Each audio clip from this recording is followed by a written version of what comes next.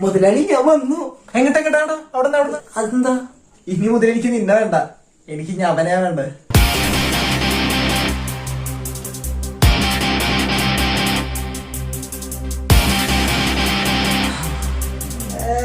ഏതിവൻ എന്തുട്ടെ നോക്കി പഠിപ്പിക്കണേ?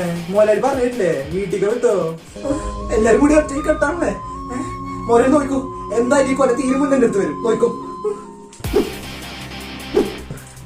മുതലാളി പറഞ്ഞോ എന്തുട്ട് നമ്മുടെ ഇത്തവണത്തെ പ്ലാൻസ്?